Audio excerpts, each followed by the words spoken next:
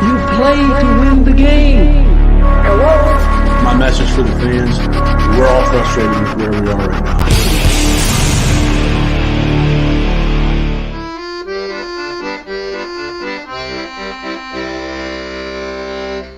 Jets, Jets.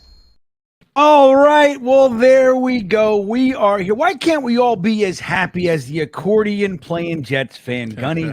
It's an amazing world we live in. Welcome to the Thursday thick of it. I am GreenBean, and I want to say hello to our good friend Gunny. How you doing tonight, buddy?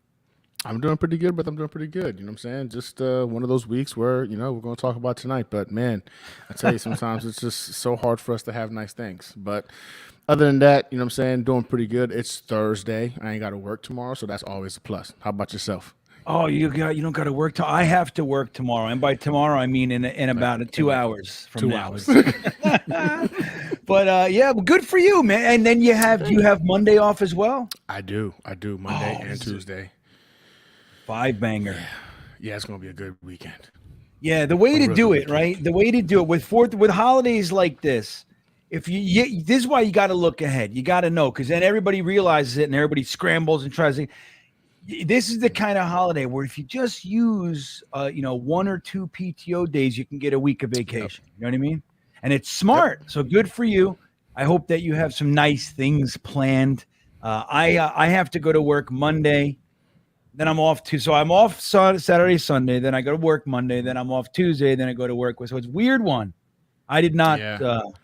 Well, it's not that I didn't plan it right, but I didn't have. I didn't work here to plan it right. So I'm new. Yeah. I'm one of the guys. I got to go. Experience. Yep. Yeah. Right. That's the thing. It's like people that have been there a while. They earned it. I'm new. It's like somebody's got to mind this store. It's me. Hey, you noob, get over here. You're the guy running it. So it's good though. It's good for you, man, and I'm happy. And it's a good holiday. Thank you. Look, I used to be a huge fireworks guy, Gunny, and I used to. The pinnacle was when I lived in Hollywood, Florida. I lived on like a crossroad, so it was 2 streets crossing, and there was 4 houses on the corner. Right, we had 4 corners. The guy across my corner, he was as into fireworks as I was. So we would pool our money and we would get so much fireworks. We get them shipped in from Missouri. The one year I had 3/4 of a ton of gunpowder delivered to my house via FedEx freight. It was in like an 18-wheeler. The guy had got the pallets. ATF putting you on a watch list now. Dude, the FedEx guy said to me, he said, "You sure this is legal?" I said, "You brought it." Dude, if it was illegal, this is not the time. You're like literally handing it to me off the truck, But man, I lit fireworks, like explosions in the air. I think I've shown you guys like my fireworks stash. I have videos on Fulltime Coaster Tour of my fireworks stash. But yeah, dude, we lit fireworks aggressively for like 12 hours, and I still gave tons of stuff. I was like, just take it. Here's a whole brick of firecrackers. Here, you take these bottle rockets. I didn't even care anymore. But anyway, it's a fun holiday. I like 4th of July, but these days I'm just kind of mellow. I'm looking to be mellow. You gonna do anything fun, or are you doing something? I would love to be mellow, but like you, my kids enjoy the fireworks as well. And like you, my neighbor, we live in a cul-de-sac. So like all of us literally in the cul-de-sac kind of chip in and do a ridiculous fireworks show. All of us got kids. The kids have a blast. Personally, I'd rather just chill and relax. But when you have kids, you live for them, not for yourself. So like we always do, we're going all out on the fireworks as well. And we do a ridiculous display right here in the cul-de-sac. So yeah, we're gonna be blowing up some things on Tuesday. Looking forward to it. I like it. I'll probably go to the fireworks in town, that kind of a thing. You know what I mean? Go see the big ones and call it a wrap. Oh yeah, I got you. Because Virginia, they have a law, like they sell fireworks. So like up in New Jersey, they don't even sell fireworks. It's like sparklers. You got to go to New York or you got to go to PA or whatever. But Virginia, you can have tons of fountains, but you can't have anything that shoots in the air or explodes. So you'd have to go to like North Carolina or somewhere like that to get the fireworks. So I don't know. I'm not going to spend any money. I might get a few fountains or something. I don't know. But it's good to see everybody in the chat. I hope that you guys are ready to celebrate 4th of July. This is a big one, man. And, we got lots of vets like Gunny in the house. And it's another day to just take a moment and pause and realize what these people have sacrificed for us and how important it is. I like to do that. I like to take a moment and recognize. So to all my vets in the house, much love. Like Jets Forever always says. Green heart, love for everybody, and then we're gonna piss each other off in a few minutes. So there we go. Yeti's here. We got Bradigan in the house. Jets Mess is here. Eric Craig, Harry, Cy Thompson. All the crew is here. Hank's here. Matthias Simon is in the house. Travis Preheim and Ethan. Look at all you guys. Jets Forever says, and we can start with this one, Gunny. It's kind of on their mind these days. Klecko and Revis both tripping, not over a text. Yeah. Well, you know what? Here's the thing. So you guys know, I mean, look, we all love Klecko. We all love Revis. A lot of our fans, it's been a while since Klecko played, Gunny, right? So a lot of fans, it's been quite even like the Ryans and Matts of the world, they never got to watch him. So it's like, I understand that there's no like emotional connection to Klecko. Me, on the other hand, Klecko was a huge part of the team that I fell in love with. So he is cemented in my heart. Now, that doesn't diminish what Revis was on the field for us either. I mean, we loved Revis. He gave us arguably the greatest season by any cornerback in NFL history. He was a part of the last good teams, really good teams that the Jets had. So there's a lot there, but he brings a little bit more baggage with him than Joe Klecko. So the story is we've been arguing about Klecko getting into the Hall for decades. We've been trying. I mean, even outside of the Jets organization, guys like Peter King and Gary Myers and Howie Long and John Hanna and Anthony Munoz, all these guys have come out and said it is a travesty that this guy is not in the Hall of Fame. Like, you're penalizing someone for the team that they were on. Again, much, much, much earlier than the internet. And if you weren't a good team, then you got no exposure. I mean, I don't know, Gunny, you remember watching Inside the NFL when we were a long time ago? Yeah, long time ago. And it was like, they were like the only extra show. There was no ESPN. It was like, you watch CBS or whatever, and local news. And then it was like Inside the NFL. And they would go through every game of the week, the voice of the NFL, the Oakland Raiders, all that kind of stuff. But every week, and it pissed me off so much, man, they'd spend 20 minutes on Dallas versus the Niners or whatever. And then they would go, and the Jets played the Dolphins. And it was like 45 seconds. Yep. Seconds, maybe a minute. And then it was over. And it's like, so that's where he comes from. He didn't get that same spotlight on him. But the people around the NFL and obviously Jets fans have not shut up about it. He deserves to be in the Hall of Fame. He's one of the all-time greats. He's done something no other player has done in the NFL. And so we finally get him in. And it just so happens to be in a year when another player, Darrelle Revis, gets to be a first ballot Hall of Famer. Now, I believe Joe Klecko would have been a first ballot Hall of Famer if it was in today's same career as today's day and age. He would have been a first ballot, in my opinion. Agreed. 1,000%. But not only that, Gunny, and we were together. We got to watch this night, all of us together. We find this out the same night that we get rookies on the offense and defense that win Rookie of the Year in Garrett Wilson and Sauce Gardner, respectively. And it was like, finally, this is ours. Now we're playing in the Hall of Fame game. We sign Aaron Rodgers. Dude, this is us. This is our year. We can finally enjoy something. And they gotta pour gasoline on it and light it on fire. And I don't understand why, man. Now, going through the whole thing, Gunny, it all came on our buddy Jake Assman's show. Yeah. Who, by the way, he's national. I mean, it's all over the place. Everywhere. You see it, and good for Jakey, good for Jake, man. Because he did it. He nailed it, man. And so did you see the original interview with Klecko? And some more stuff has gone on, and we have some Mangold involvement now and all kinds of stuff. Yes. So what about the like? So when you saw the Klecko interview, did you? When you heard it, did you think anything was wrong, awry? Did you hear anything that came out sour? What was your take of the Klecko interview? No, my take on it was Jake Asman did an incredible job asking some incredible questions and Klecko being forward and forthcoming with his answers. I love the interview. I thought it was great.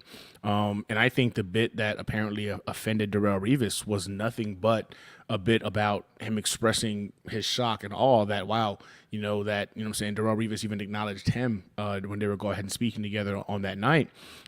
He was surprised that he was acknowledged by it, and he thanked him for it, and he thought it was an honor to be mentioned in the same breath as he stated one of the best New York Jets of all time. Like, he stated this. So for me, I felt like it was literally a glowing review of who Darrelle Revis was, not only as a player, but as a person, based off of when he got a chance to finally meet him on that night. So to me, I saw nothing wrong with his response and his engagement when it came to Darrelle Revis. So I was shocked to see the Darrelle Revis response. I literally thought I missed something during the whole interview. And I'm like, maybe I must have I fell asleep or something. I went back and watched it again and could not find a reason anywhere along that whole hour plus interview with Klecko that would have offended or should have offended Darrelle Revis. So it threw me for a whole loop. Trying to figure out what the heck was going on. I felt the same way. I mean, I watched that interview and I couldn't believe how much warmth and love and just good positive vibes I was getting out of that thing. Yep, and like you said, there was so little room to misconstrue what he was saying. I mean, it was like you have to be, like when you're in a bad mood, really bad mood, and somebody says like, "Hey man," you go, "What do you mean by that?" Like that's kind of. I was fucking saying hi, dude. Yeah, that's right. That's right. You're saying hi. It's like, you get one of those that's moods. Exactly. You know what I mean? It's like, what is this? So, I thought it was the same exact interpretation that you had.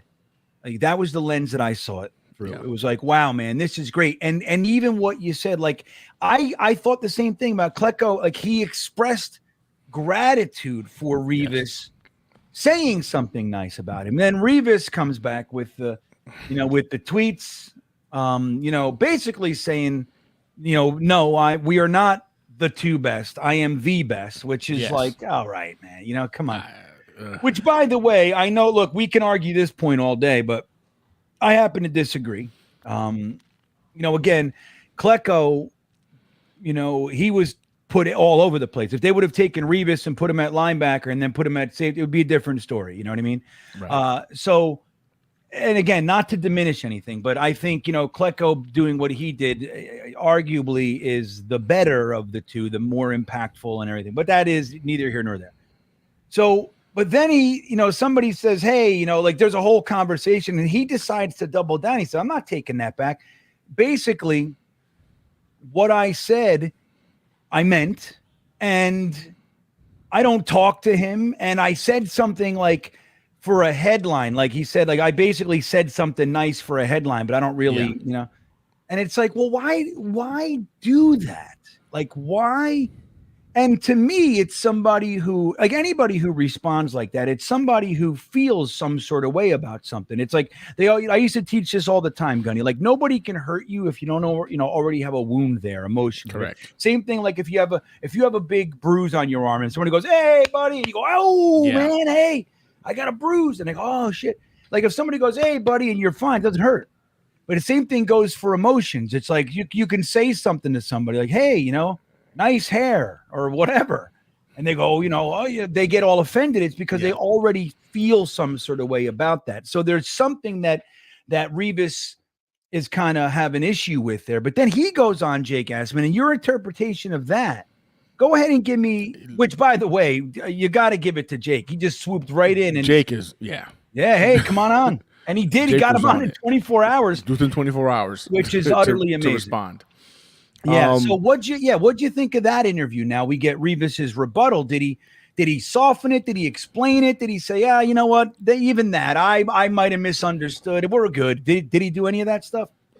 In my personal opinion, I felt like he left us with more questions. I don't think he answered anything. There was a portion of that interview where he did say, well, actually Jake said, so are you acknowledging that you guys are going to squash the beef? Like, is everything going to be okay? And he goes, oh yeah, I accept responsibility for what I tweeted out, right? I tweeted it out.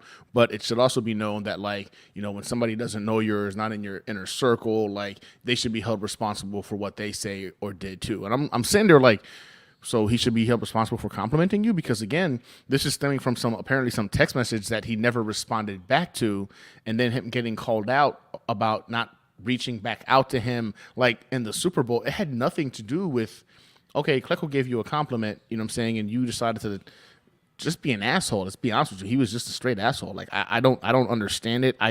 The answers made no sense. It answered nothing. In fact, the Jake Asman interview with him, I sat there at the end of it like, I felt like I was listening to, like, I don't know what just happened. I don't know what just happened. I don't know what he just said. He answered nothing. I watched it again. He still answered nothing. And for me, it was just a weird interview. And I really sat there listening to this thing thinking to myself, man, is it possible that my man is suffering from some CTE-like kind of injuries? It's starting to... Right. I really went into that mindset trying to understand, like, yo, is this what CTE looks like? Because he didn't say anything here. He jumped on Joe Klecko for complimenting him, and literally my brain just went to like, I think he might have some CTE freaking aftermath or whatnot happening because none of it made sense. No, he didn't answer anything. I don't think he answered anything that made it any better. I felt like you were talking to a politician, right? He was trying to get votes for president or something, and he just decided to dance around the issues vice actually addressing the issues, and it was just frustrating. I was just like, it would have been easy. Hey, you know what? I sent that tweet out. It was a misunderstanding. I didn't quite grasp the nature of the conversation that he was having about me. That was on me. I misunderstood. I was still salty about some text issue that happened in the Super Bowl. My bad. Joe, easy day. Easy We would have been peasy, like, okay, lemon cool. squeezy. That's cool. It's fixed. But I think it kind of left us with more questions than it did answers with him coming on the Jake Asman show. So, and Jake did his best. If you watch that video, Jake was grilling, like trying to find ways to, of course, not offend Darrell Revis, but trying to get him to answer a question. Just answer a question. Right. And he just would not. He just kept reverting back to one day you can watch it on a documentary, or, it's all about perspective, and my circle is small. I've got all these business ventures currently ongoing, so I'm on flights, and I don't answer my mom's calls sometimes. I'm like, what the hell are you talking about? Like, what? That had nothing to do with the question that was asked. Nothing. So for me, it was just, it kind of gave me a headache watching that particular interview. But in the end, Klecko comes out of this looking like, all class, and we just have question marks about Revis. Yeah, it's unfortunate. And and hopefully, the truth is, no matter what it is, it's this big in the grand scheme. Now, we're making something out of it because, number one, there's no dang shit going on, right? So there's that. Now, let's be fair, to be honest. But this one, I think, would find its way through anyway. It's like, all we want is just to have something nice. Yeah. It's like we got it. We finally, Dad finally sent me a Christmas gift, and you get all excited. It's like, I ever tell this story one time. This is my childhood, Gunny. So this will give you a window into how I grew up. I was hanging out at my cousin's house with like 4 friends, whatever. We're a bunch of dudes. We're hanging out, fixing bikes. And my father nobody ever sees my father, right? So my father shows up at my cousin's house, which is rare, right? So I get he's like, hey, I got a gift for you. And I said, what? Never, man. This never happens to me. So my father, he goes, hey, yeah, I got a gift. Come on. And all my friends are like, oh, cool. I'm probably 12. You know what I mean? So we all run up to the truck, and I'm so excited. And my father pulls out a rake and says, you were supposed to rake the leaves. Now get in the effing truck. You know what I mean? It was a new rake in his defense. It technically was a gift. It was a good, better rake than I had. But anyway, so that's kind of how it feels. It's like, come on, man. Can we just have something nice? But again, I think this one is not so rocky that it'll be difficult to smooth over, unless Klecko just says, you know what? Screw you, dude. You know what I mean? Like, I was overtly complimentary and warm toward you, when the truth is I was better than you. You know, it could go that way. When the truth is, you played what you were fat, and if you twisted your toe, you sat out and held out. And I never did it. Klecko would limp onto the field with blood and mud all over him and sack the court. It was a different deal. Like he could go that way. He could. I don't think he will, but he could. And you know what, though? At this point, though, you know what's crazy? I don't think many of us could blame him. I really don't. Because as a man, I'd be offended if I give somebody a compliment and they turn around and spit in my face. Like, we're talking about something that happened in February because I was taking jabs at you for missing a text message. You're going to openly say that, you know what I'm saying, you don't believe at all what you said about me being one of the best. Like, to me, as a man, pride gets involved. And these are professional athletes. So, you know, their pride meters at an all-time high. Right. So I would take offense. So Klecko to me has been all class because we haven't heard him say anything to contradict said fact. But, man, I don't know. Revis for me, and you know what? Don't get me. I love Revis. In my experience as a Jets fan, he is the greatest Jets player I've ever seen play. I can't pretend like I got to see Klecko play very much. I have watched him, you know what I'm saying, like old films and whatnot. Love to see what that defensive line used to be able to do. Like, I've seen it. But I've visually been at games and seen Deandre Hopkins do his thing. So for me, he is the greatest Jet that I've ever in my lifetime realized. But my God, man, such a diva. I've never seen such. He was probably one of the more sensitive athletes that's probably played the game. Like he was probably Antonio Brown on the defensive side of the ball, in terms of how sensitive he was at anything, any kind of critique. And I don't know. This whole thing really fun. But like you said, though, it's going to be just a blip on the radar, right? This is still two guys going to the Hall of Fame. And we still got Aaron Rodgers. We still had the offensive and defensive rookie of the year. This offseason has been Jets. And the Hall of Fame game. The Hall of Fame induction is going to go ahead and be the cherry on top before we go into the season. So I just, man, get most of it perfectly. You really can't make money being a dick. Like, it doesn't make any sense, bro. Like, maybe that's one of his business ventures, you know, how to make money being a dick. Maybe he's going to open up one of those restaurants where they're just rude to you the entire time, right? And he's getting started now or something like that. Yeah, that'd be right. Maybe that's the angle. We don't know yet. We don't know what he's doing. He's building something. Yeah, before Finnegan, I see you in there. I'm going to get to you next. I want to just, we'll probably talk about it all throughout the night, but I wanted to real quick show the clip of Klecko receiving his knock on the door. Jake Assman put this on. I'm taking it from Jake's show. From his interview with Klecko. So there's a few minutes. Like I said this on the Talking Jets panel the other night, but I'll say it here. I always assumed, man, that the knock on the door was set up. Right? I just did. How the hell can you surprise anybody anymore? You know, they pull up with the film crew and the whole thing. And how do you not know? Well, Klecko really didn't know that it was coming, and how it got set up is really interesting. So I wanted to show that. And then, you can see how, you know, even though he is one of the greatest players that has ever put on a Jets uniform, if not the greatest, particularly on defense, the true elation and surprise and just natural giddiness of him finally receiving this honor, it's really quite beautiful. So I want to show you guys, if you haven't seen it yet, this is from our buddy Jake's show. Let me make this big over here, so we can get his crazy chat out of the who knows what the hell's going on in the chat. All right, here we go.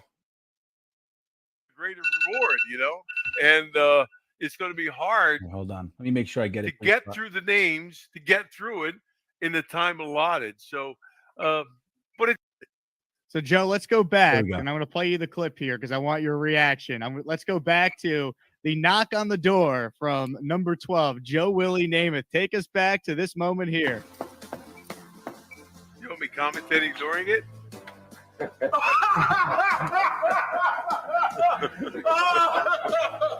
Hey, honey, Joe Namath came to lunch. Klecko. Hi, baby. Welcome to the Pro Football Hall of Fame. Oh, thank you, Joe. Class Oh, my of God. 2023. Oh, it couldn't be by anyone else better. God, thank you. Thank you, God. Oh, man.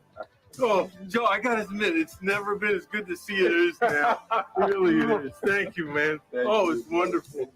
Just incredible. So, Joe, I believe the story goes that your daughter told you to stay home because there's some DoorDash that was being ordered for your Well, what it was lunch? is she told them, listen, my mom can make my dad do anything. So, she told me she had a doctor's appointment. I had to go with her. So I stayed home for that.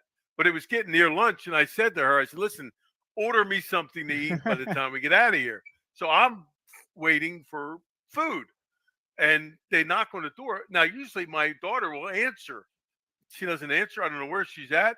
So I go to answer the door, expecting someone delivering food. And here it was Joe.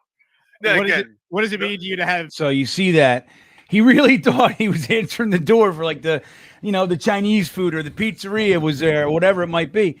And it's Joe Namath, telling him he's inducted into the Pro Football Hall of Fame. But Gunny, can't you see it? Like there's a true elation. There's no, that's right. I deserve this or it was whatever. Pure shock and appreciation that he could be considered for the Hall of Fame. Like you can see it in his eyes. You can see it in his reaction. Just pure elation, man. Like I love it. That to me, when I saw that video, I saw it the first time I came, but again, seeing it on the Jake Asman show with him then giving the explanation, it gave me more of an appreciation for it. Joe Klecko is definitely one of the GOATs. He's definitely a Jet GOAT. And I'm looking forward to his induction. Like I'm really looking forward to it. Hey, honey, Joe Namath came for lunch. Yeah. Yeah, it's just so good. So again, and I want to make sure that we say this again. This is really much to do of nothing other than we don't get much. You know what I mean? We just don't get much. And we got that night. And, interestingly, it happened on Thursday. We were watching it together on the Thursday thick of it. We got to see. We didn't know if Garrett Wilson would win offensive rookie of the year. We didn't know if Sauce. I mean, we had an idea, but we didn't know. Yeah, we didn't know. We knew Revis was likely to be a first ballot Hall of Famer, but we didn't know. And we didn't know if Klecko was going to be the senior inductee. So finding that all out in the same night was just unbelievable. And then we just want to go to the Hall of Fame and clap. And feel good about ourselves, and somebody's got to stick a turd in the microwave. There's got to be a speed bump. Got to be a speed bump on that drive. There's got to be a speed bump. So anyway, Finnegan's Flight Crew. Look at this. This is brand new, everybody. Our boy Finnegan is starting up. Super statistician, just one of the best. I love me some Finnegan. And he checks in with a super chat. Thank you, buddy. And he says, hello, Bean and Gunny. Thanks for always giving us a great show to look forward to. If we didn't land Aaron Rodgers, do you think we'd still get Hard Knocks? Interesting question. Gunny, what do you think? You think it's more about Aaron Rodgers? Or if we didn't have Aaron Rodgers, do you think that the rest of what we're doing would still be enough to be the most interesting team in the league, or especially out of the qualifiers for Hard Knocks? Or do you think it's Aaron Rodgers is why? I think Aaron Rodgers or not, we were going to be the favorite for Hard Knocks. And the reason being is when you have two stars on the rise in Garrett Wilson and Sauce Gardner, offensive and defensive side of the ball, win offensive and defensive rookie of the year, that turns heads. That turns heads, right? The New York Jets winning 7 games last season, in essence, with no quarterback that could play football, and they won 7 games last season. I think no matter what, we were going to get Hard Knocks. I think we were favored to get Hard Knocks. I think Aaron Rodgers definitively is the icing on the cake, which is probably why they'd rather force us to do it than just go with somebody else at this point. But I do believe that the Hard Knocks definitely wanted the Jets. The moment Garrett Wilson and Sauce Gardner blew up last season, they're both big personalities. They've got that freaking that camera presence. I think they were going to want us to be on Hard Knocks. But yeah, I do believe Aaron Rodgers did kind of make it to the point where now we're being forced to do it, vice them just wanting us to do it. Yeah, I think I'm with you. I think the Jets are interesting enough. And, you look back to the last time we were on, it was, they're still talking about that. I mean, you still hear it on ESPN, let's get a snack, all the stuff that came out of that one. I think that out of the teams, you have the Bears. I forget who else, maybe the Redskins, the Commanders. Who else? The Saints, maybe. I mean, Saints, they have Commanders, Bears. Yeah, they have and some then us. interesting stuff. You could talk about Chase Claypool's modeling career or whatever you want to do with it. But I think, especially like you said, with Garrett Wilson, Sauce Gardner. I mean, Sauce is all over the place, man. He's on Sports Illustrated. It actually, if I'm being honest, it makes me a little bit nervous. I hate to see somebody Same here. get so much, So clout fast. and expectations and he's already being called one of the best lockdown corners in the NFL. It spooks the living hell out of me, Gunny. It terrifies me too. I don't say it out loud because I don't want to go ahead and whisper, boogeyman thoughts about it. But I'm like, man, I think we need to, press the brakes. This kid is 1 year. We still need to see him do it again. Yes, what he did last season was incredible. Yes, trajectory looks nice, but my God, all of the clout being thrown upon him already and being compared to some of the GOATs. One thing I'll say is this though: they put out an article or a poll on Twitter. I forget it was. I think it was the 33rd team about greatest GOAT cornerbacks, right? And they had him alongside GOAT cornerbacks, and he himself jumped on there and said, "Yo, relax. I only did it. It's been 1 year. I'm going into my second year. You know what I'm saying? Like the clear answer is one of those two. It's not me." So I did like that. I really did like that, but it does make me nervous. It does make me nervous. He's going to be getting a lot more attention from referees, a lot more attention from wide receivers trying to go ahead and make a name for themselves. I don't want the kid getting hurt over somebody trying to go ahead and do something dirty or just trying to go ahead and make a name for themselves in the field too. Like, I think about all these things. And I'm over here like, you know what? It's bad juju. Stop it. Yeah. Knock on wood. But yeah, I'm with you. It has made me a bit nervous in regards to just how much attention Cloudy's gotten in such a short time frame. When there's still more football for him to go ahead and play. Yep, I'm right there. And again, I like how you said that, the boogeyman thoughts. I don't want to put anything in the ether either. It's like I'm like, but I can't help it because we've been here before. Now, maybe not all pro. I mean, he might have had, among, if not the best rookie season, for a player on the Jets. But we've had rookies of the year before, and then not too many of them end up having the career that you would hope after receiving such an award. So it's like, and a lot of what we're doing is kind of counting on him. A lot of what we're doing is counting on him, especially with the safeties. And, we got some question marks back there. We lost Chuck Clark. We don't really know how Jordan Whitehead in his second year in the system. We bring on Adrian Amos and you know what I mean? We have Ashton Davis and Tony Adams and these guys. So it's like what makes that okay is that we got DJ Reed and Sauce Gardner. Now, the good news is Sauce Gardner is known as having a very, very good, top tier work ethic and character and all those kinds of things. In addition to that, DJ Reed is also somebody with Tony Oden's what probably, if not the best position coach on our team. He's legit. And then you got Robert Saleh. Right. And the culture on our team is very, very strong. So I have less fear than maybe Jets teams in the past, but it's still there. But I think all that said, Sauce Gardner and Garrett Wilson alone would be enough to draw the eyes of HBO and the NFL. We're an interesting team, man, and there's a lot swirling around us even without Aaron Rodgers. But I think with Aaron Rodgers, there's just no way. There's no way we weren't getting it. I knew it. I mean, I hoped.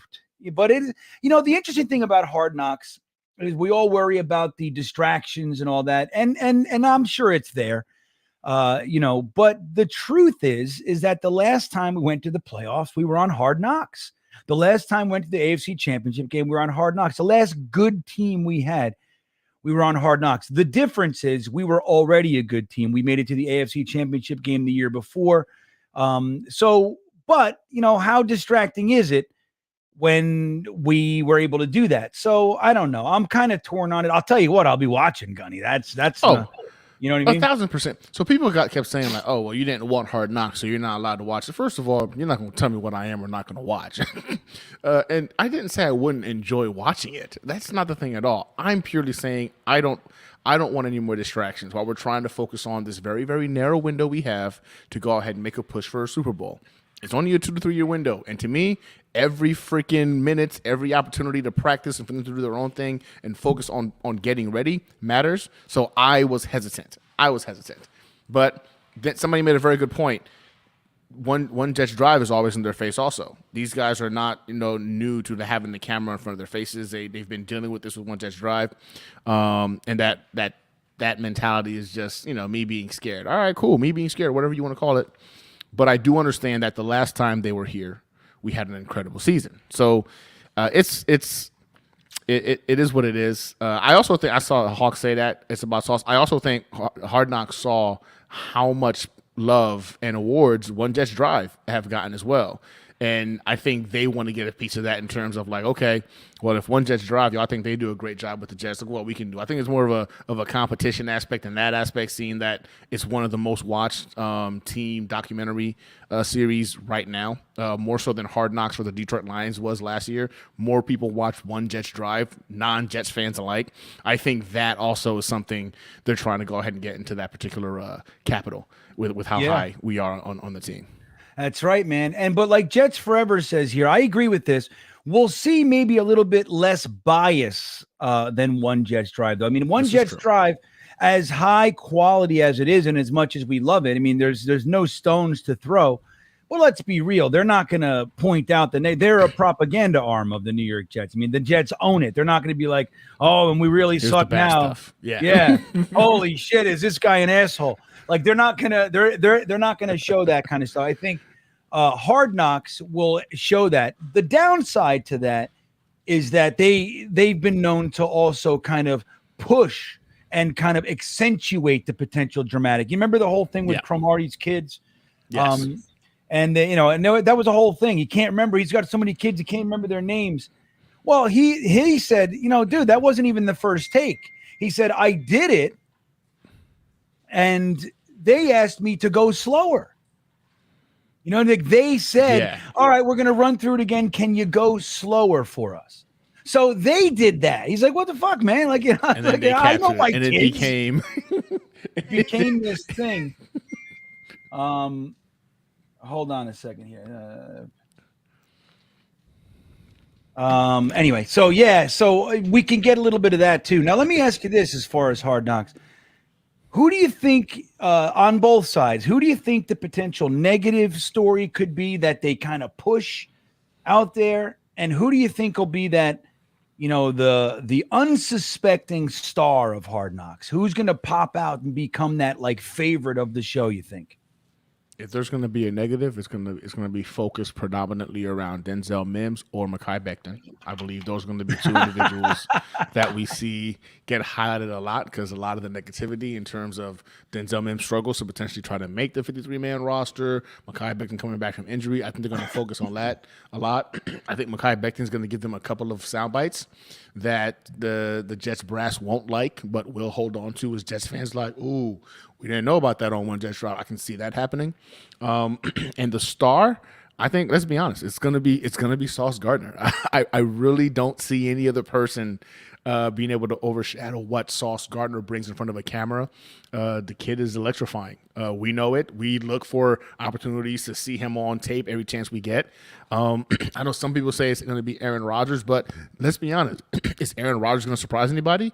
We've all been watching him for over, almost 2 decades now. So the majority of us already know what to expect from Rodgers. I think Sauce Gardner, and if it's not him, I think Garrett Wilson is going to run with being the star piece of this year's Hard Knocks. Interesting. I have to admit, I agree. It's going to be Mimsy or it's going to be Becton. The only thing that would take away from Denzel Mims being kind of the focus of the negatives is that he's just so introverted and reserved. Like they're not going to get any talking out of him. You know what I mean? He's just going to be like he doesn't do that. He's just very he's super crazy reserved. And so that might be hard to pull, but they can make their own story around it, I think he's going to get Becton, caught on the on other some hand, sound bites on when they're mic'd up talking to other receivers. I can see him throwing some tantrums in that peer group. And they have almost damn near everybody mic'd up. They're going to capture something, some kind of frustration in that aspect. And I just feel it. It's going to be a story because Denzel Mims is frustrated with how he's being utilized or not getting enough this or that. Whatever he says to his peers, which as athletes, they're going to have conversations and be real with each other. I think that soundbite's going to be wind up what becomes a big deal for Denzel. Yeah, maybe. Becton, on the other hand, that's the one guy who scares me a little bit. It's like he could see the opportunity, and he's a talker. And the truth is, he's actually a really funny guy. He's lighthearted and all that stuff, but he's not afraid to say it. And they know that coming in. They got to sit down with Becton and go, hey, buddy, listen, they're going to chew you up, man. Like, they're going to use you. So you got to know that going in. But I don't know if he'll listen. So especially if he's genuinely frustrated. Now here's who I think is going to be the unsuspecting star. I'm with you about Sauce. There's going to be lots of focus on Sauce and Garrett Wilson and those guys, Breece Hall's injury, all that stuff. But I think Michael Clemens is going to catch their eye. Ooh, they're going to be like, well, who is that? And he's just going to look at him. You know what I mean? That's a good one. He's a monster. He looks angry. What's his deal? And they're going to ask him questions, and he's going to do his pause and look at him. They're going to get all nervous and the whole thing. I think Michael Clemens, and he's just massive. And I don't know. I think that we're going to see him grow into this character that they end up highlighting. That's a very good one. GreenBean. That's actually a very, very good one. Michael Clemens. I don't think we've seen Michael Clemens one time and we weren't all just like, man, this dude is impressive. We're just all around just excited to see him because he looks like a monster. Dude, I didn't think about really that. Is. That's a good one. There's nothing about that guy that doesn't make you want to look at him. You know what I mean? You're just like, what is that? Yeah. And then you watch him on the field and he's like full extension diving. He's like completely horizontal in the air. He's a complete animal, and he's going to be moving inside. He gained 30 pounds or whatever the hell it is of pure muscle. I mean, dude, I don't know how they're going to see him and they're going to be like, I have to film this guy. I don't know what. And then they're going to want to talk to him, and he's going to spook the shit out of everybody. He's going to be a national name by the end of this one, in my opinion. Dean Britton checking in. Thank you, Dean. He says, Jets media staff has these guys used to cameras. That's a positive. That's a great point. I think the one thing about the Jets with One Jets Drive and Flight 23, the whole One Jets Drive Productions crew, is that their cameras they're ever present with the Jets. I mean, they're always there. So this is just going to be more of the same, a little bit more, you know what I mean? But it's the same deal. If any franchise is used to it, it's ours because again, right. We have this. I mean, we're winning awards. I mean, this is real stuff. It's not just a guy with a cell phone out there or, whatever, capturing some stuff. What is going on here? Sorry. My cord. Oh, that's what happened. Anyway, I kept stepping on my light kept bending toward me. I'm like, what is, I don't understand. Anyway, so yeah, I think so, Dean. That's a great point. K Yeti checking in. Thank you. He says, love these guys. Jer and Vin killed the chat last night. Jer and Vin. Who's that? Who's Jer and Vin? I think they mean Jeremy and Nick. Oh, they were on Wacky Wednesday last night. Oh, not Wacky Wednesday. Killed the chat last night. Two real mature Jets fans talking. Bellissimo. Good vibes. Moving on. Jets are Jets. No divide. Yeah, Jer and Vin. Who the hell is Vin? I'm pretty sure that's Nick. Yeah. What gives you Nick out of those three letters? The I? Well, because Jer, because it's Wednesday night, and. Okay, Wacky Wednesday. Yeah, Wacky Wednesday. And I know Nick just started going with Jeremy. I mean, I'm assuming. I really am assuming because otherwise, I don't know. I wouldn't know who that could be. All right. Well, anyway, glad to see that Jer and Vin are out there putting some positive vibes out there, K Yeti.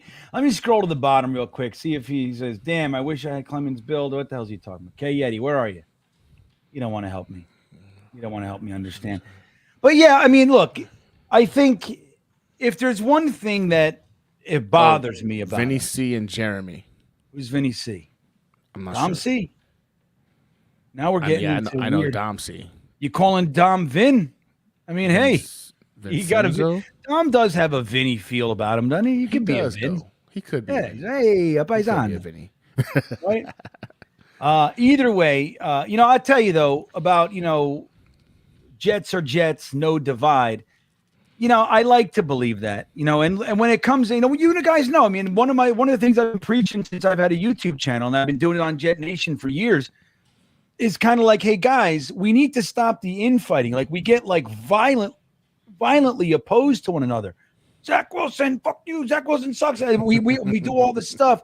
And it was Vinny versus Chad. It was Curtis Martin versus Lamont Jordan. And we get like violent toward each other. And the truth is that outside of this family of ours, this Jets fan family, the entire NFL is unified in hating us and pointing fingers and laughing at us. And it would be much more to my liking if we were more unified. Now, we haven't won in a while. There are Jets fans probably in this chat that have really never seen a winning season. I mean, there are guys that came on after 2010. There are guys that was the only, that was what got them. So it's been just suckitude since. Even the 2015 season, that was fun and all, but we didn't even get into the wild card, man. No. So it's like, how good was it really? It was a phantom, so anyway, that doesn't help. I get it. But even when we were winning, believe me, man, I was online in the 1998 season. I remember, the whole thing, Belichick and Grow. I was online talking with Jets fans during that time, and we were just as opposed and violently up. I mean, dude, meet me at the flagpole kind of thing at 3:00. How many times people would say to me, "What you live in this? I live one town over. I'll meet you." I'm like, I'm not meeting you to beat your face in. I'm like, why would I do that today? Come out, all drive out there just to beat you up. And if you want your ass whipped, you're gonna come to me. That's right. You show up at my door. But it's like, but that's the kind of stuff. Like, why are we getting so mad at each other over who the quarterback's going to be? That I want to punch your face, like you want to break your jaw, like so we, in my opinion. Maybe we start winning a little bit, and maybe we start a lot of that kind of those negative edges start to fall to the side. That would be real nice. You know what I mean? Think winning cures all. I think we've all heard it before. Winning cures all.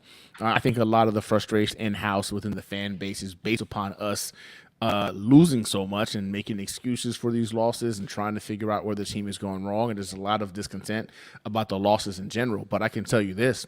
Every other fan base, the NFL, media, everything is not ready for a New York Jets fan base that has a winning team behind them. Like they're not ready for that. Twitter's not ready for it. Instagram's not ready for it. YouTube, no one's ready for it. So I think winning cures all, and we're going to see a good portion of that, a unified Jets fan base this season. And if we can't come together when we're winning, I mean, I really don't know what to tell you. At that point, it's just we just love to be angry to be angry. Right, we're just pissed off. But I tell you what, I've heard from a number of other teams' fans that are kind of in the New York-ish area. Mm-hmm. They're dreading if we have a winning team. Oh, you know what I mean? Truly. I have Marine Corps friends all over that still talk to me like, man, I really hope you guys aren't that good this year. I'm like, why? They're like, we've seen you when you guys were losing. I could only imagine what happens if you guys start they don't winning. Know. And they're not ready. They're not ready. I got Marines talking about I'm going to have to block you if you start freaking winning. I'm like, yeah, you're right. You're going to have to block me because I'm going true. It really is, man, because we're going to be insufferable. Insufferable. We win a bowl. I don't even know what I have no experience, so I don't know. It's the unknown. It's just completely dark. I can only imagine, but I can see it. We're going to be tough to deal with. If we win, we're going to be like rubbing it in everybody's faces, especially the Giants and the AFC East teams, man. But then anybody else, we get in and win the Super Bowl, man. There's nobody's safe. Everyone's getting the smoke. I don't care if you're Kansas City Chiefs fans and Patriot, you're getting smoked too. I don't care who it is. If the Jets win the Super Bowl, oh my God. Yeah, it's going to be unbelievable. And well, you already know I live in a Packers household. My wife and my kids, except for me and my oldest daughter, are the only Jets fans. Yeah, they get in the smoke too. All of them. That's right. That's right. I know. I love how you guys do. I love how you manage your football love in your house. It might be my favorite. It's like there's no look, man. Look, I love you. You know that. It's not in question, but suck it. You know what I mean? Like that kind of stuff, man. That was great. When the Packers played the Jets this year and the Jets, beat them. That was awesome. That was something else. Great. That was great TV, man. Tom Cahill checking in. He says we are the Cinderella story. So, yeah, man. Well, you know what? Here's the thing, Tom. I think what I want to see this year, and I know everybody agrees, but I don't know if we agree it can happen or whatever, but I really want to see us come out and beat the living shit out of the Bills. Yep. Go into Dallas, beat Dallas in their house, and beat the Patriots. Now, if we had to lose one of those, sad to say, it would be Dallas. I mean, I want to beat the Bills and the Pats like nobody's business. But if we come out and we do that, Tom, we're no longer the Cinderella story. We're the, I don't want to be favorites, but yeah, we're the team to beat. 2-0 in the division, 3-0. That's what I want to see, man. Like I couldn't handle. I mean, I will, of course, if it happens, but I don't want to have to handle a slow start because the Packers fans, everybody, it's just going to be like, God forbid Aaron Rodgers comes out and he's rusty. Oh my God. You know what I mean? And we lose to the Bills 24-10 or something like that. I'm 9/11 in our house Monday night. I can't, Gunny. I can't do it. I'm with you. Hey, look, at the end of the day, we might as well just get our response fingers and response faces on because they're coming for us if that's the case. God, I hope it's not though. I really hope that's not how it starts off. I'm with you. A fast start. I can't do a slow start. Yeah, that would be tough. But Tom, Cinderella story maybe, but I want to switch that over to being somewhat of the team to beat. I think I'd prefer that this year. Like Rex said, that's fine. We have a target on our back because we have one on your chest. That was one of the greatest things I ever heard when I first heard it. I stood right up when I heard it. I was sitting down. I stood up. It's like, yeah, like that's right, man. Like it doesn't matter. Like you want to be the best. Like you want everybody to be gunning for you. Sure, it's nice to kind of be unassuming and sneak in and take people by surprise, but that shit only lasts so long. Eventually, you got to be a good team. You have to be known as a good team, and you got to beat them anyway. You know what I mean? Like that's the good teams. That's what they do. They're able to win, and that's what we got to be. Especially going out and getting Aaron Rodgers and doing everything that we've been doing. It's time. D-Mill, my buddy, checking in. What's up, man? It's good to see you. Thank you for the super chat. He says, you cannot hide late rounders and undrafted free agents on the practice squad when you're on Hard Knocks. Too much exposure, and it undermines the draft building process. Well, D-Mill, you're not alone. I've actually received a few comments in a similar capacity, like Hard Knocks exposes the guys, like even though from the last one, Woodhead was a good one, right? Like we had that competition going on between Joe McKnight and Woodhead and all those guys for that final back on the roster. We ended up cutting Danny Woodhead. He was 5'8.5" and didn't look like a guy that would make it in the NFL, but we all loved him. You knew it. He was a Corbett-esque type of a guy. Like, doesn't matter. Yes, he has all those obstacles, height, size, weight, speed, all those, but he just plays football. What I mean? He's one of those guys. Football. We let him go. He went to the Pats. He was great for them. He ended up having a good career. Ended up with San Diego and all that jazz. And it is what it is. But so I hear you. At the same time, I'm gonna offer something. NFL teams already know who these guys are, right? They have complete portions of their departments that their whole job, like the director of pro personnel, their job is to keep tabs on everybody that they scouted and how their careers are going, who's going to be available, who meshes with our team, who would we want if they become available, who do we want to go after. That's their whole job. There's a whole department, the pro personnel department. That's their job. Whoops. And don't forget that they've, come, especially like undrafted free agents and rookies. Dude, these teams just spent the whole year dissecting the living hell out of these guys. They know And yes, it's going to show a little bit deeper how they're doing, but they're already watching. They have guys paying attention to those to those players. If he ends up getting cut, we want to take a look at him. So there's all that kind of stuff. I think it does highlight it, but I don't think it's so much that it ruins anything. Gunny, how do you see that one? Do you think you see it similarly? Do you agree with D-Mill that it's kind of it exposes us a little bit more? Now, I would agree with D-Mill if this was the Jets trying to go ahead and build a roster from scratch, right? But let's not forget, the New York Jets led the league last season with the most individuals cut that were picked up by other teams. Like, literally everybody we cut got picked up almost immediately. So I think that particular stat line alone shows that teams are watching us, right? They're already watching what we're doing. And like GreenBean said, once everybody's looking at everybody, they're always looking to go ahead and improve on the rosters. The Jets right now are already looking at some players that they think could be on the bubble for other teams. And I think that's just the case naturally. And again, when a guy like Joe Douglas comes in and is able to go ahead and put together the roster he has in such a fast and short time frame, there are going to be football players who can play in the league that just can't make the cut. So teams are already watching. But I think it was made known last season pretty much when we realized everybody we cut got picked up, right? Very few people was able to get put on the practice squad because they were being claimed on waivers. So, you're right. They're going to get a lot more exposure, a lot more tape. But in all actuality, that I take it as a compliment that the New York can cut somebody and they're going to be starting on another roster. It just goes to show how well they've evaluated talent, and I'm all about it. Personally, I take pride in that. I thought it was awesome last year that if we cut them, other people were picking them up because they felt they could go ahead and impact and help their team, but we felt they weren't good enough for our team. I took some pride into that last year. Yeah, I agree. I mean, that's a great point too. It's like, don't forget, D-Mill, that just last year, we had 7 players, signed off waivers. No other team. I think the next team had 4.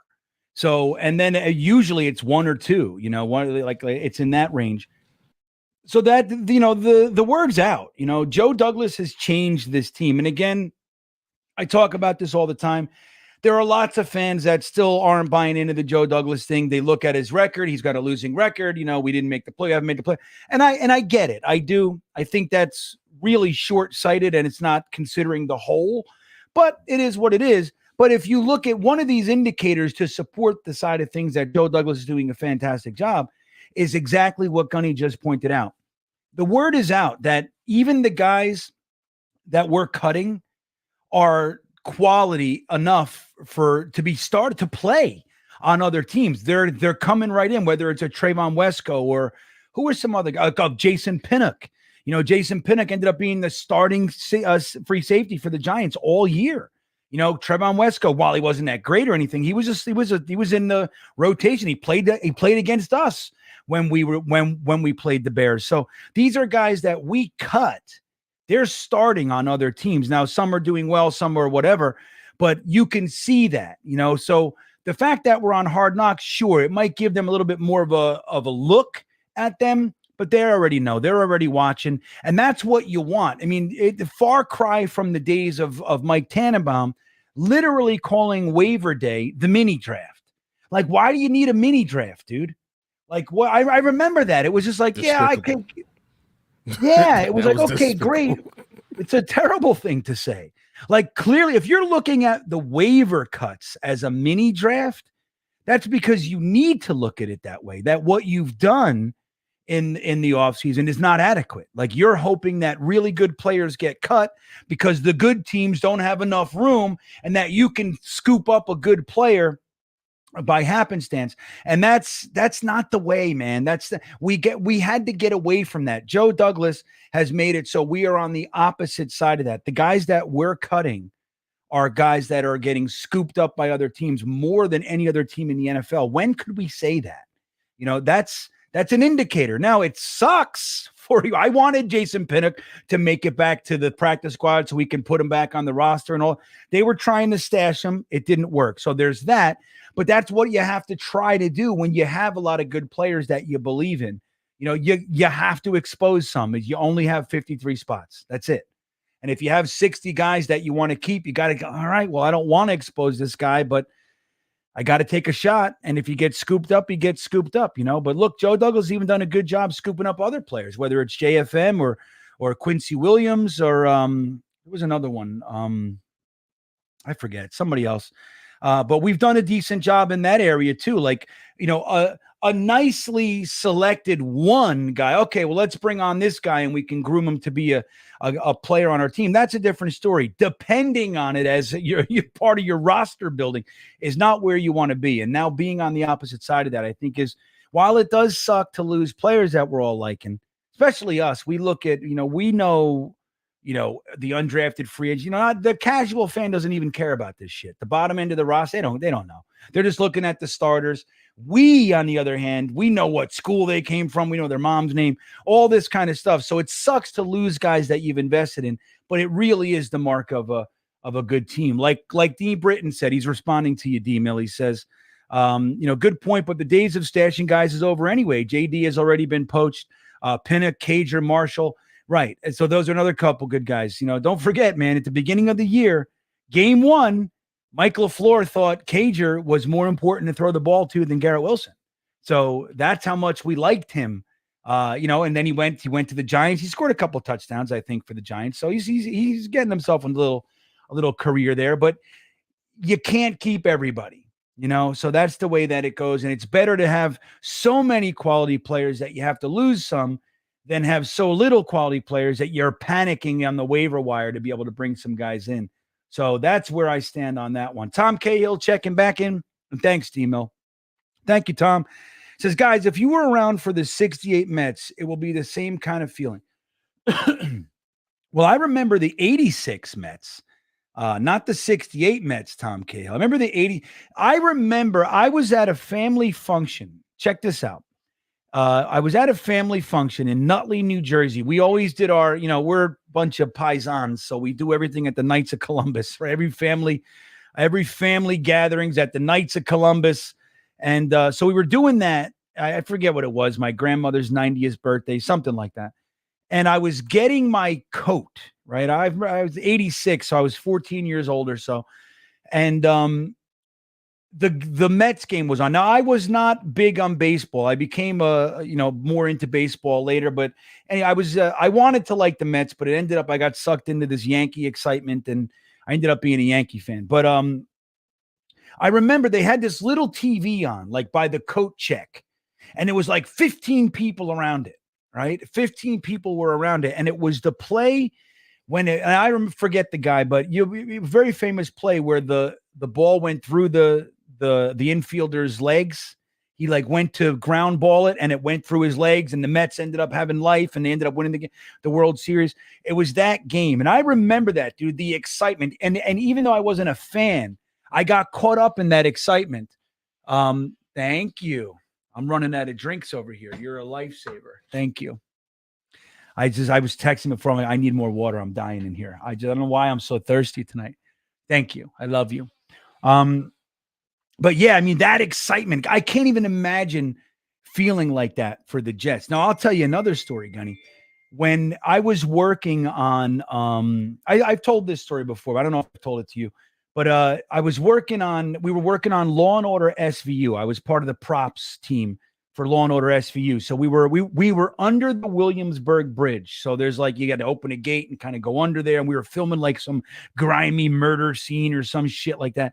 And the Yankees game was on. The Yankees were in the series, or they were in I think it might have been the right to the last game to get into the World Series. I forget the specifics, but it was the game where Knobloch ended up hitting the home run to win the game, right? And it was it looked like they were losing in the whole thing, and ended up hitting a home run. And I was under the Williamsburg Bridge, and the whole crew during this game stopped filming, right?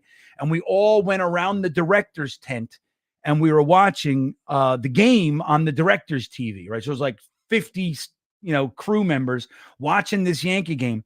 Chuck Knobloch hits the home run, and I heard New York City roar. I was under the bridge. So he's there's Brooklyn and Queens right over there.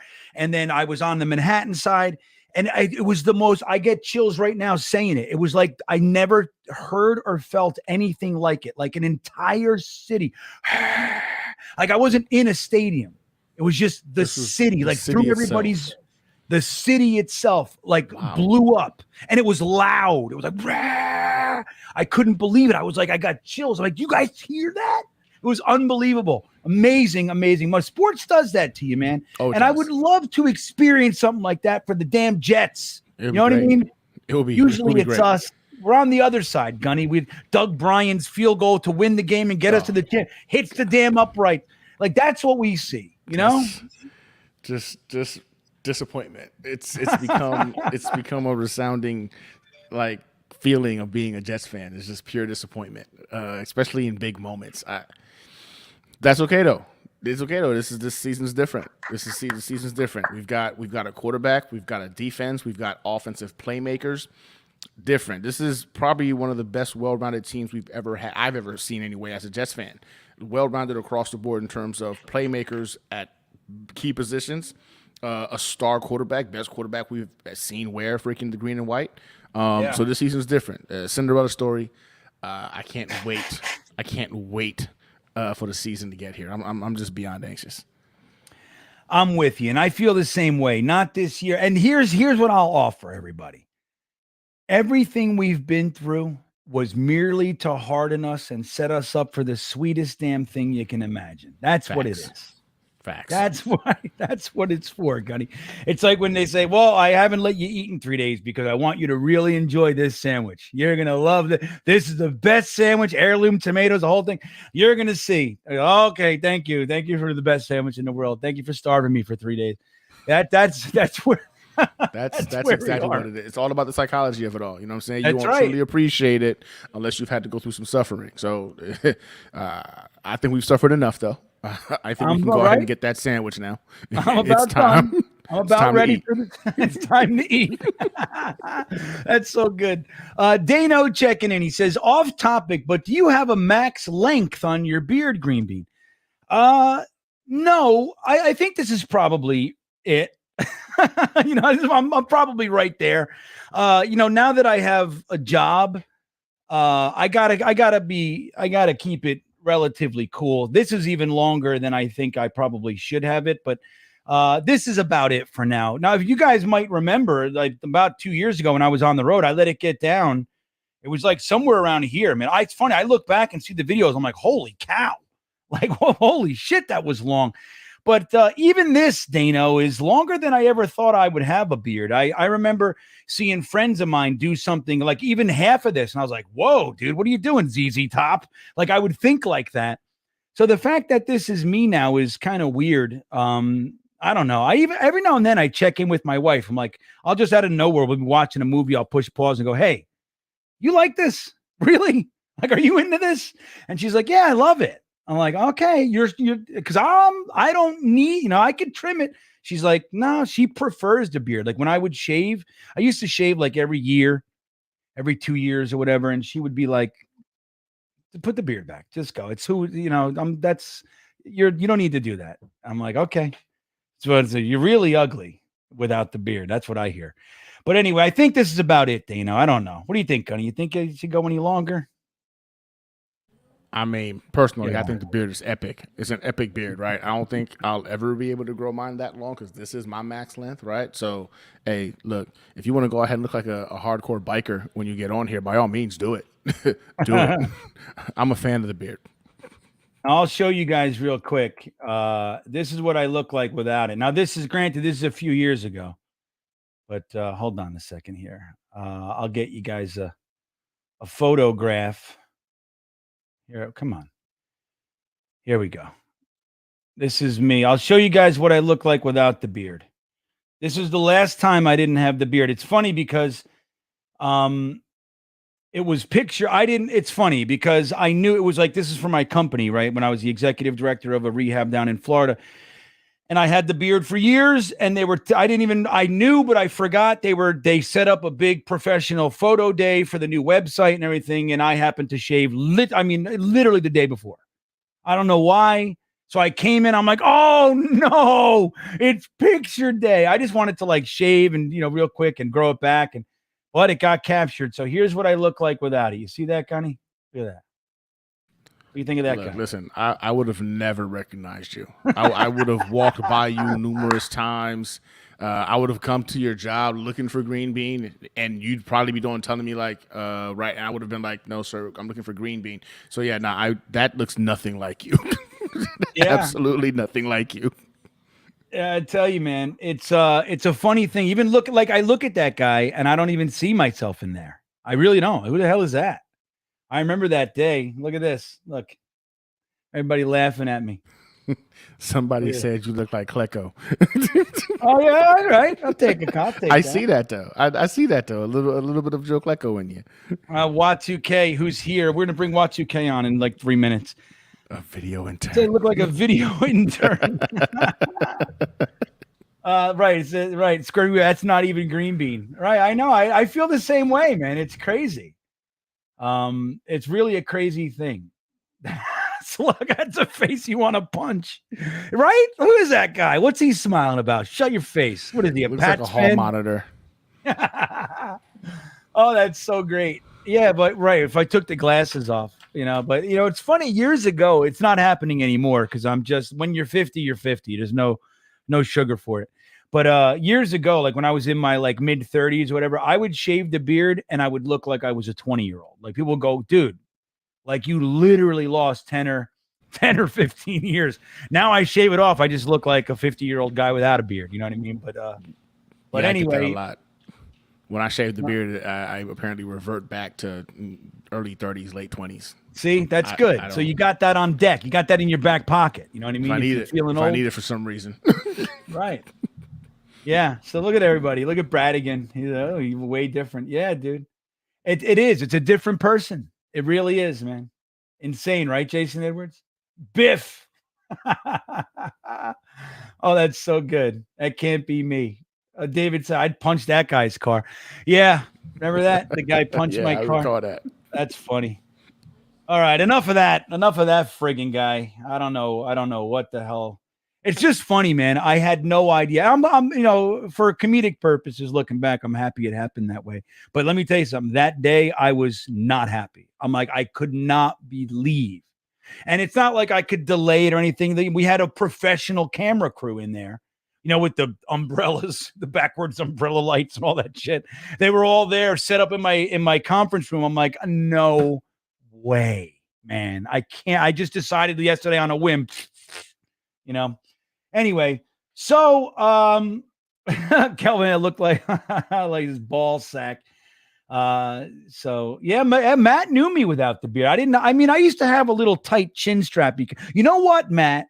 Back when I was hanging with you, I had a goatee. You remember? I used to have a goatee when I hung out with Matt. But no, the picture of the greenhouse is let me see if I can find that picture real quick. Then we'll bring Wat2K on. Let me see if I can find that picture, Matt. But I didn't have a beard that day either. There it is. I got it. Here it is. All right. Here it is. So this is, I think, what year was that? That was, I guess I was like 26, 27 or something like that this year. Here you go. Here's another picture, but I'll show you. You'll be able to see Matthias Simon in this one too. Whoop, that's not it. Here we go. So this is us at a Jets tailgate. So there I am here. So I don't have a beard there. See, you can see it. I'm hanging out with Elvis. And that's Matthias Simon right there. So you had the goatee. And I had, I don't know. I think I guess I'm shaving. Yeah, I guess I'm shaving. Is that a goatee or the handlebar mustache? On him? Yeah, I think it goes around. Yeah, he was working. It could be a handlebar. Okay. But yeah, look, it's like, I think this is what, 9, 10 in the morning or something like that. I'm clearly drunk already. You can see it in my red cheeks. But I got a beer in my hand. Yeah, I was, that was the day. Listen to this story. So we forgot to get beer. Like, it was just not that we forgot, but we just thought we'll get beer on the way to the game. Then we wake up and we realize it's like 7 in the morning and nobody's open. So we actually went and set up, and then 2 of my buddies, this guy right here, Klecko, that's my buddy Joe, the cop. Him and my other buddy went and left the parking lot and found beer. Like they went to like Patterson or Newark or something like that, to some deli in Newark to go get beer so we could have it in the morning. But that's why you got, look, if you're going to tailgate, you got to get your beer the day before, everybody. Don't forget if you're going to be at a 1 o'clock game in the morning. But anyway, let's do this, and then we'll bring Y2K on. Jets Cub fan 29. Thanks, buddy. He says, what's up, fellas? Been in Vegas for a couple of weeks playing World Series of Poker. Are we playing signing Cook? Only the Jets can put 2 in the Hall of Fame and have a mess. I'm telling you. Well, the first question, Gunny, is, I mean, if he's there for a couple of weeks playing poker, he might be good at it. I hope he's winning. I was thinking the same thing. That's what caught my attention. I'm like, a couple of weeks. World Series of Poker. Oh, he's doing good. If you're able to make it in Vegas for a couple of weeks, you're doing okay. You're doing all right. Let me tell you my last trip in Vegas, Jets Cub fan. My last trip in Vegas, my van got repossessed that I was living in, by the way. My van got repossessed. I ended up working for a plumber in Vegas. 4 a.m. You start at 4 a.m. And I was only there a little while. I found drugs. I ended up getting kicked out of the place that I was staying. I mean, I was there for like a month, and all that happened. So Vegas for me, I haven't been back since, man. And I don't know, man. I don't know if I ever will. But yeah, so you're doing better than I did, buddy. That was like the end for me, man. That was like the end of a phase of my life.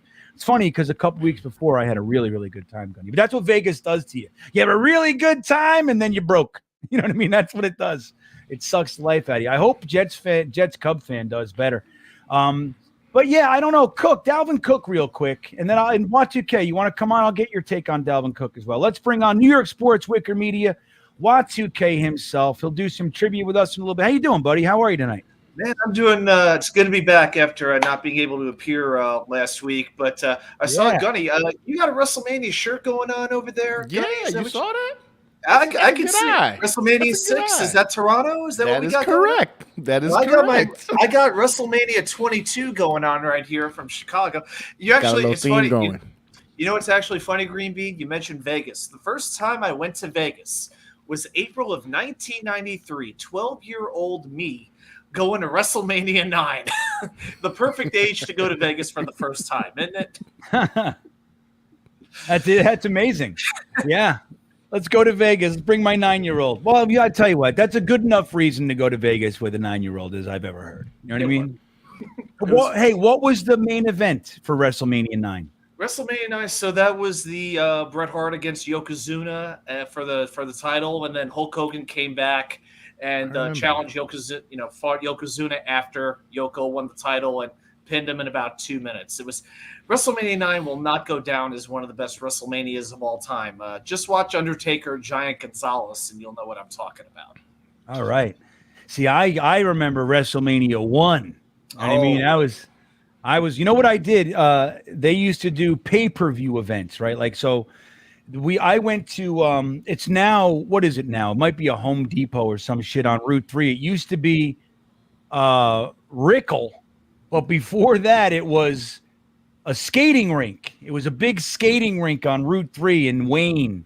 So what they did was they put the floor down for the whole thing, and they sold tickets, and we all went into this huge skate arena, and we watched it on the big, the closed circuit TV, they used to call it. But we watched WrestleMania 1. That was when Mr. T and Hulk Hogan fought, what was it, Roddy Piper and Big John Studd or some Paul shit. Orndorff. Paul Orndorff, Mr. Wonderful. Mr. Wonderful.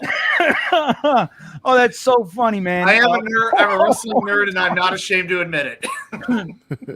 Dude, I haven't heard that name. Let me tell you something. It's so funny that you bring that up, because listen to this. I shit you not, this is very, very real.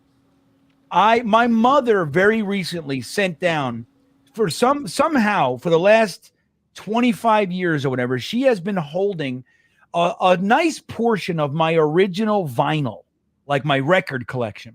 I mean, shit that I bought when I was in, 5th grade. Like, there's stickers on it that say $2.99 and all that kind of shit.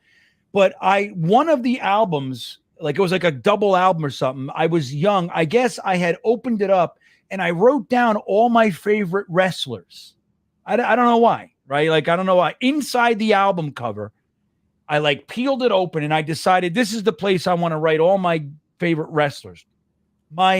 In my top 5 heels, negative guys, the villains, Paul Orndorff was on that list. Isn't that crazy? You just fucking bring up Paul Orndorff. Mr. Wonderful. Mr. Wonderful, man. He was great. Oh my God, Paul Orndorff. What memory lane, everybody.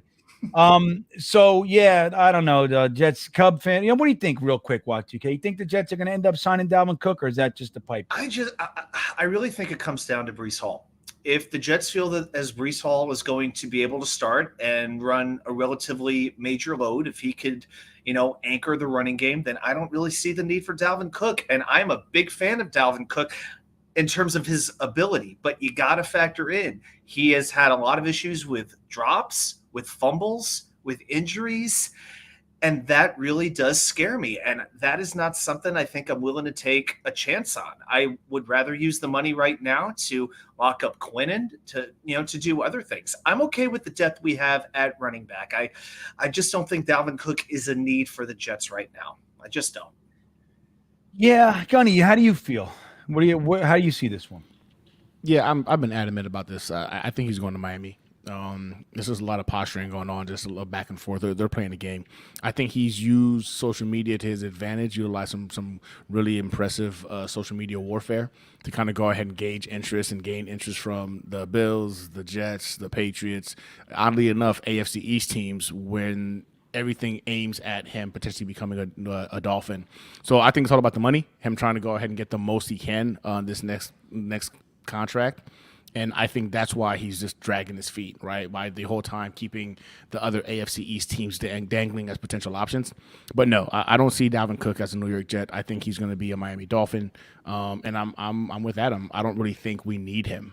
Yes, he's a nice little, nice to have, but not a need. I'm all about getting Q signed right now. I'm all about Aaron Rodgers restructure happening right now. If you wanted to bring in that safety, I think his name is Jones. There's a safety that I like right now that's still available in the market. John Johnson? Yeah, Johnson. Or bring Quan back. Let's not forget Quan. Or bring Quan back. Right? I think those would be more impactful moves than really bringing in a Dalvin Cook. He's a name. I get it. Everybody likes superstar names, right? But at the end of the day, I don't think the value is there. I think the running back room we have with increased play from an Aaron Rodgers, the wide receivers, we're going to go ahead and see a lot of lanes open up. And I kind of want to see what freaking Izzy's going to be able to do behind our offensive line when they're healthy. What Michael Carter can do behind a healthy offensive line.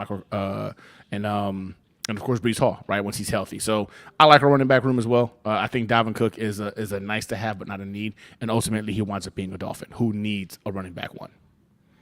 Yeah, you know what? I feel the same way. I mean, look, I would be excited. I'd be happy. If we end up signing him, sure, I'm in, and I would like him. But yeah, I'm with you. I think the priorities have to be this Quinnen Williams thing. We got to get past it. We got to get past this Quinnen Williams thing. Like you said, the Aaron Rodgers restructure is also on the table here, and I think Quan Alexander would be a nice one to kind of keeping the defense together. I believe in Jamie and Sherwood, even though they're not necessarily the same position. Jamie and Sherwood just put on a bunch of muscle as well in the offseason. He came in, I read an article on the Jets site. I think he gained 20 pounds or something. So, I don't feel like Quan's a need, but I think he would be nice to bring back, just keep the, kind of even the depth of it going. Cause again, any injury, you don't want to fall all the way back to, Zaire Barnes or something like that in his first year. Or a Hamza Nasruddin he's been here a minute, but anyway, I don't know. I would love to see Dalvin Cook brought on, but I don't think it's necessarily a priority. But it'd be nice to be able to know, like, if anything happens to Breece and if Michael Carter, if in fact he does take a nosedive, like if last year wasn't just anomalous, that you got, even though Dalvin Cook might not be what he was, what he's going to do at an NFL level. He's still a stud. And you just having that, I think, would be great, especially later in the season, going into the playoffs and all that shit. Just knowing you got, you have a solid running back, I think would be good. But I don't see it, man. I just don't think it's going to happen. So there's that. With that all said, I like this. SD Jones. I just want to say that name out loud, Harlan. SD, Special Delivery Jones. Oh, man. He was the guy. He wrestled every week, and he was the best guy of the losers. He lost every match. His job was to lose to the up-and-comer. That's what, if you could beat SD Jones, he would always wrestle well. But he lost. They never let him win. He was a perpetual loser, but we all loved him. It's funny, when that WrestleMania 1, he lost to King Kong Bundy in what they said was 9 seconds. If you actually time it was more like 17 or 18 seconds, but they made it sound 9. They said 9 because the single digits sounded way more impressive. Yeah, 9 seconds. 9 seconds. Poor SD Jones. I wonder what he's doing right now. I think he passed away not that long ago. I think he did. I'll check. Oh, I don't like that. It makes me unhappy. Yeah, go ahead, check it out. So let's get into some trivia while Wat2K finds out whatever happened to Special Delivery Jones. Passed away 15 years ago. Passed away in 2008. They say why? Poor fella. Let's see. Limp. He was died in Antigua following a stroke. Stroke. Yeah, it was a stroke. Oh, you let King Kong Bundy fall on your head. I mean, it's fun. Obviously all the steroids and everything else. When I worked at the Detox, we had it's funny because I actually put the deal together.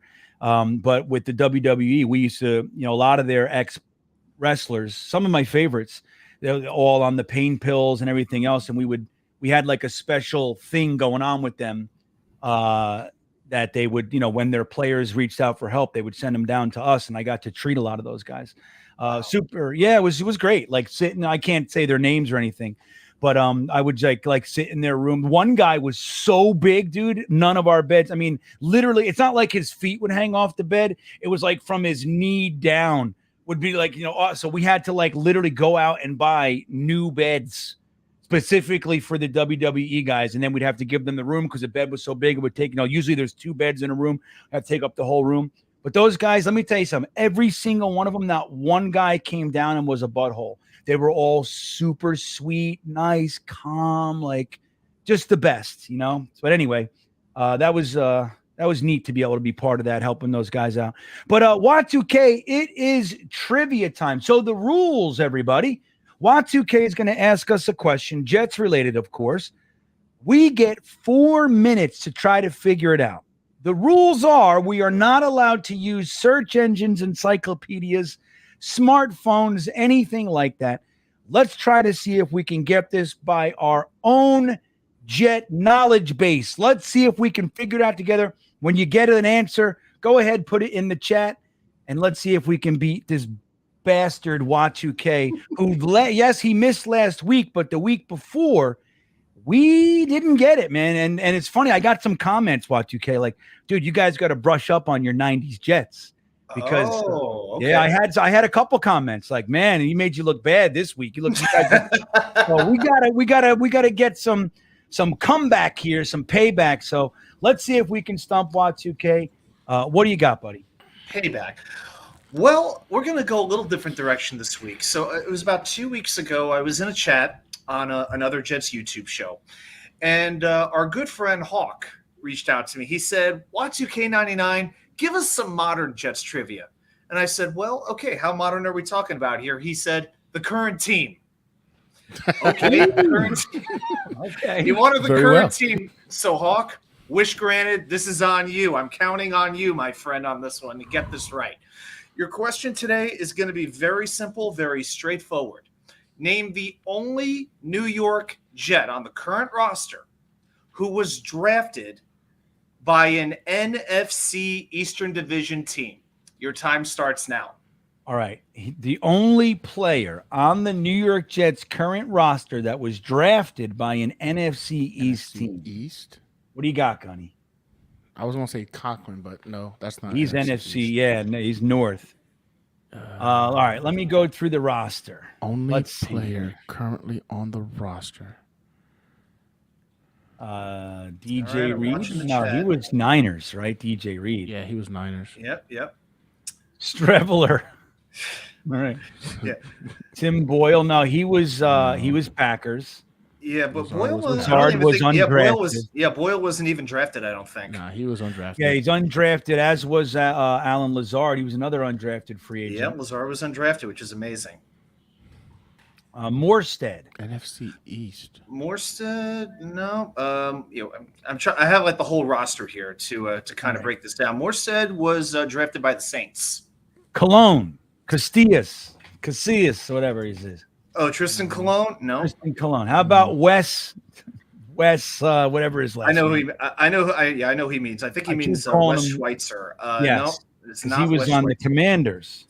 Yep, he was on. Yep, he was with Washington. He was a commander. Zerline. Yeah, Schweitzer was actually drafted by Atlanta. Zerline, it is not Greg the Leg. Yeah, because he played for Dallas, but he was a Ram. Ram. That's right. He was a Ram. Yeah. drafted Jordan Zach Whitehead? Wilson. Is Zach Wilson the answer? Zach Wilson was drafted by the Jets. Hawk. Let's see. I think you knew that. Yeah. Al Woods. Al Woods has been around a little bit, but Woods he was drafted by the Saints as well. Nah, So Corey Davis, was Sean, he was Tennessee the Titans. He was a Titan. This is interesting. All right, I got to go through the roster here. Good. Okay, I'm stumped right now. I'm like, this is current. All right, you got less than 2 minutes. All right, Oh, wide geez. receivers, our running backs, none of them. We know Wide Kareem. rec- Yeah, and we know Kareem has the answer. He just doesn't want to give it He away. doesn't want to tell us. Yeah. He knows it. We're all I saw Quentin Jefferson. No, he was drafted by the Seahawks. This one is so easy. It's so easy. Crap, bro. NFC East. Our fullback, Justin Hardy. I think Hardy. I'm pretty sure Hardy was always a Saint. I'm pretty sure. Wasn't he a Bear? I don't even think he was drafted. Yeah, Hardy was never drafted. All right, I gotta fucking figure Wow. this out. I'm Hold on. I'm gonna figure this out. Hold on. wow. I'm dumbfounded by this right now. I saw Nick Bawden. Bawden was drafted by the Detroit Lions. It's not Greg Zerline. Chuck Clark. It's not Chuck Clark. I don't think he'd count He was anyway, a- but that's he not was- Chuck Clark. I saw Ty Johnson. Ty Johnson is not a Jet anymore, unfortunately. Or fortunately, I think he depending was on your wasn't he perspective. undrafted anyway? Yeah, he was undrafted. All right, we've got 35 Oh my seconds gosh. left. Hold on. I'm very Man. salty about this right now. I'm gonna get this. Though. Hold on. an NFC. Oh, you know what it's East gonna team. be? It's Panky. Adam Pankey, you're talking about? Is that the? Yeah. That's the Pankey? I don't think. I'll check. I don't think he was not drafted. Kajust. Oh, Yadney. Oh, it's the defensive end. It's the guy Bradley and I. Kajus was a Patriot, and with 5 seconds left on the clock, you got it right. Bradley and I was drafted, Don't mess with me. The Giants. he was drafted by the Cowboys. That's right. I just had to go through the Cowboys. bottom end of the roster, man. I was like, okay, it's definitely it's this. Yeah, I would've- It's not gonna be, Somebody obvious. Connor McGovern. Yeah. It's not gonna somebody be that. obvious. Yeah, I couldn't do Washington it. I State's too can't. good for that. I can't keep it that easy. But yeah, because I remember when the Jets initially signed Bradley and I, you had me look him up and break him down. We spent some time talking about him. So I had a feeling like somebody was Bradley going to and get him. I really did. Yeah, I'll tell you what, Bradley and I is not going to make the roster this year. No. But that's a good thing. Because let me tell you something. 5 years ago, he's starting on the He's Jets. starting. I want you to know Yep. that. You know, That's right. and he would be okay. Like, he's a good player.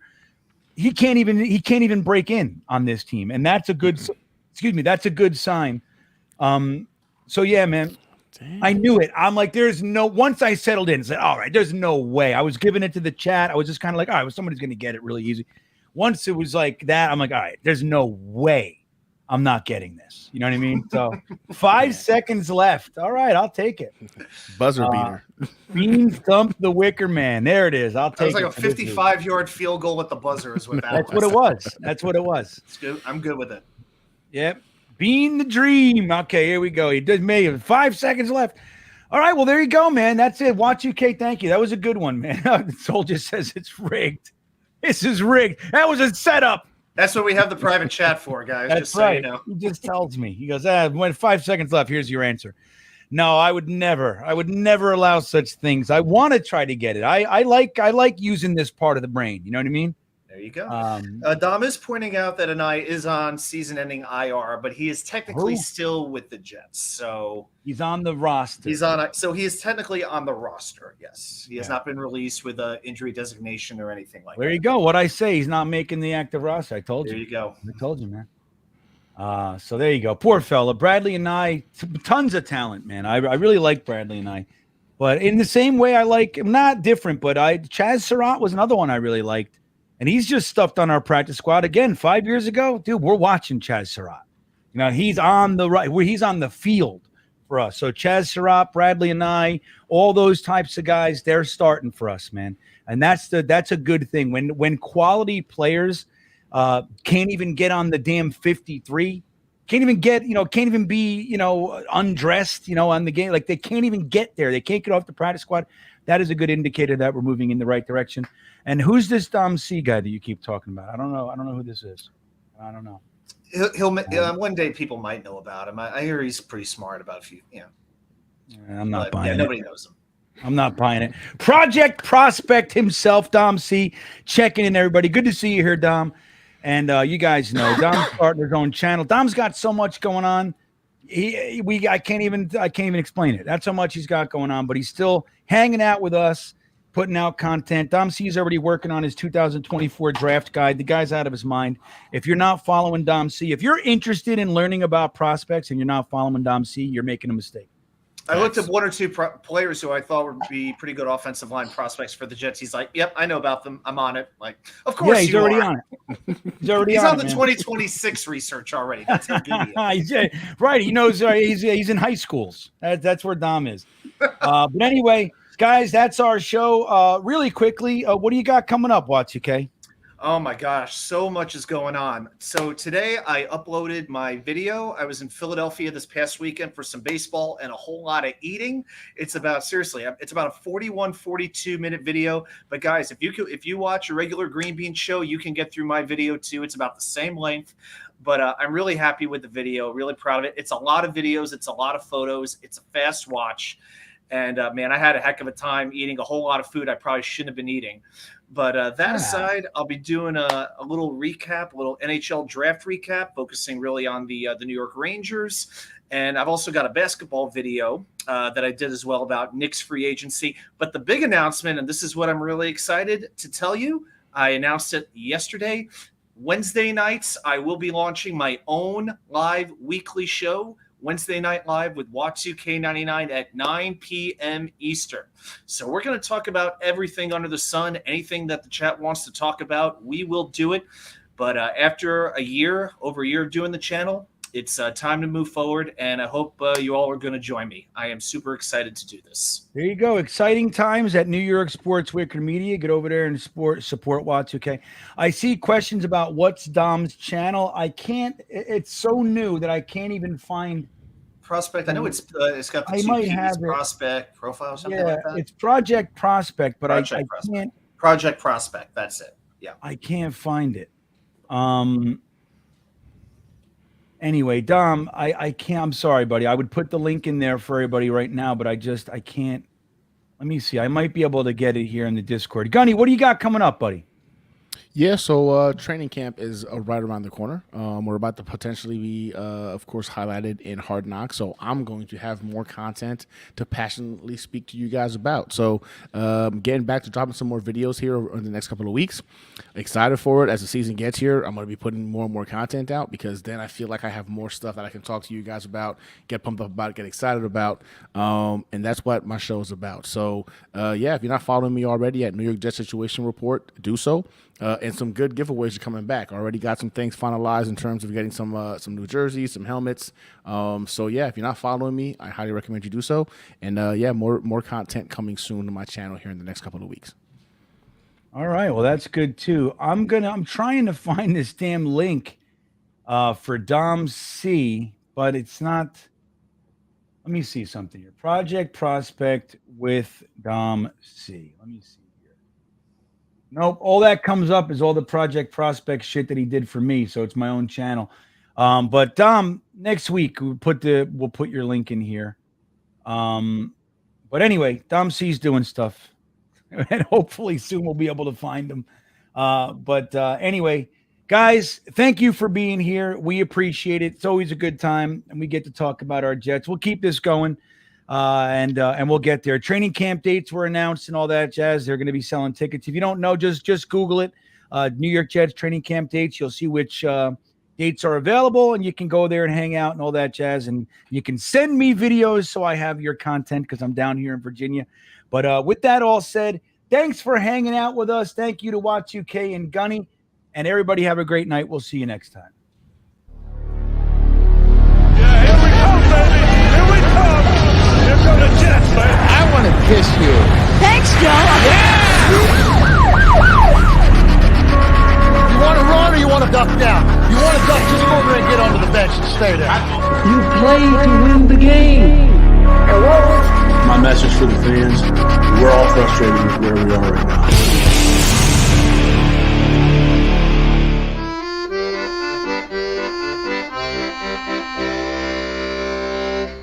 Jets, Jets, Jets.